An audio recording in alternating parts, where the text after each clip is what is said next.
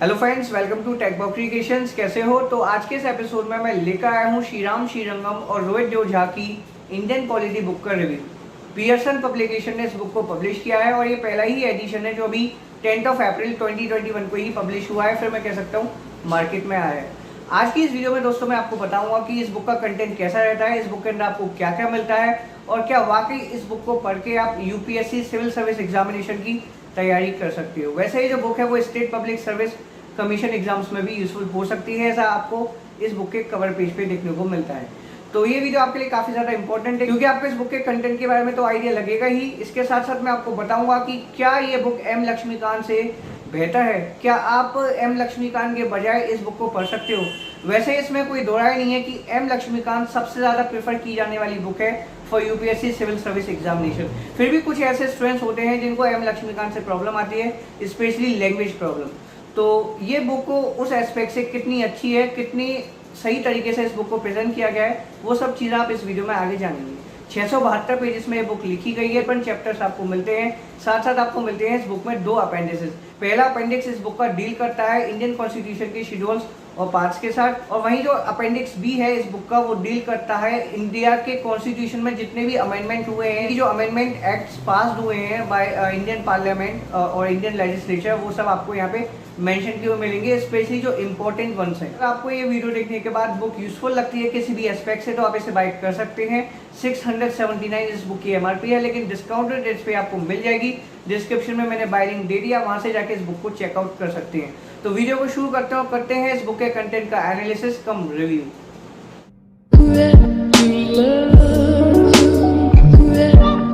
Alright friends, तो देखते हैं सबसे पहले इस बुक के टेबल ऑफ कंटेंट्स को पता करते हैं कि कौन कौन से चैप्टर्स कैसे कैसे कवर किए गए हैं इस बुक के अंदर।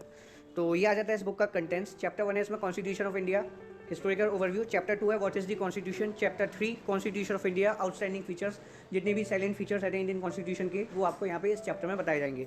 चैप्टर 4 है इस बुक का the preamble to the constitution. Chapter 5 union and its territory. Chapter 6 union territories. 7 citizenship. 8 fundamental rights. 9 directive principles of state policy. 10 fundamental duties. फिर उसके बाद आपको 11 चैप्टर मिलेगा president of India. Chapter 12 vice president of India. Chapter 13 prime minister and union council of ministers. Chapter 14 attorney general for India. Chapter 15 parliament of India. Chapter 16 जो आपको इस book के अंदर कवर किया मिलेगा वो है the parliament and public finance. 17 supreme court of India. 18 chapter जो आपको इस बुक में मिलेगा वो है जुडिशियल रिफॉर्म्स। चैप्टर 19 है CAG of India.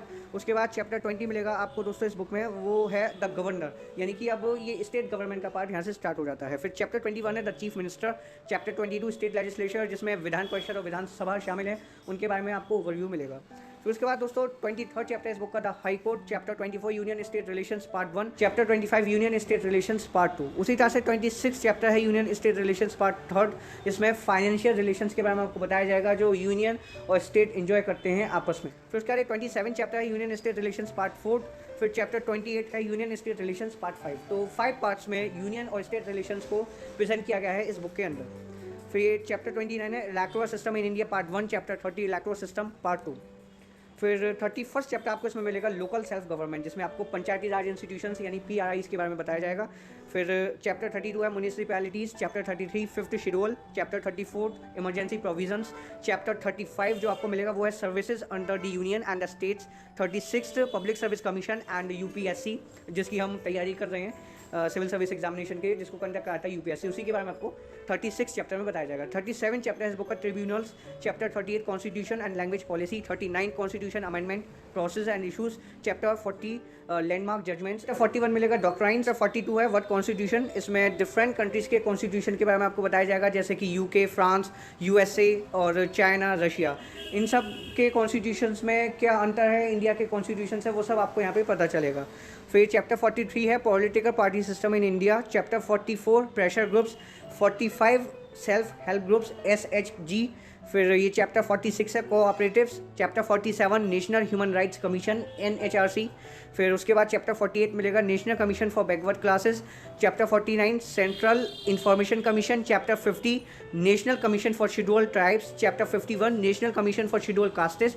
Chapter 52 national commission for women. फिर ये चैप्टर 53 है नेशनल कमीशन फॉर माइनॉरिटीज। फिर चैप्टर 54 है आर्टिकल 370। और last but not the least जो चैप्टर 55 है इस बुक का वो है 50 इंपॉर्टेंट आर्टिकल्स जो इंडियन कॉन्स्टिट्यूशन कॉन्स्टिट्यूशन के हैं वो आपको यहाँ पे बताए जाएंगे।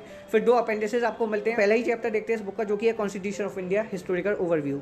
बुक के स्टार्टिंग में आपको ये लर्निंग आउटकम्स मिलते हैं, बताया जाता है कि इस चैप्टर के अंदर आप क्या क्या पढ़ने वाले हो और इस चैप्टर को पढ़ने के बाद आप क्या क्या जान जाओगे, क्या क्या सीख जाओगे। तो ये east India company charter of 1661, फिर चार्टर ऑफ 1677, चार्टर ऑफ 1687। आप सभी को पता है कि ईस्ट इंडिया कंपनी 1600 में आई थी इंडिया में। पहले तो उसके केवल ट्रेडिंग फंक्शंस थे, उसके बाद उसने धीरे धीरे एडमिनिस्ट्रेटिव फंक्शंस भी एक्वायर किए। और रेगुलेटिंग एक्ट ऑफ 1773 ये सबसे पहला एक्ट था जो ईस्ट इंडिया कंपनी ने पास किया for the regulation and management of administrative affairs in India. फिर आपको ये फीचर्स मिलेंगे इस एक्ट के, एक्ट ऑफ सेटलमेंट 1781 फीचर्स मिलेंगे एक्ट के, फिर Pitt's India act 1784, charter act of 1853, the government of India act 1858। तो जितने भी एक्ट पास हुए थे ईस्ट इंडिया कंपनी के अंडर में वो सब आपको यहाँ पे मिलेंगे।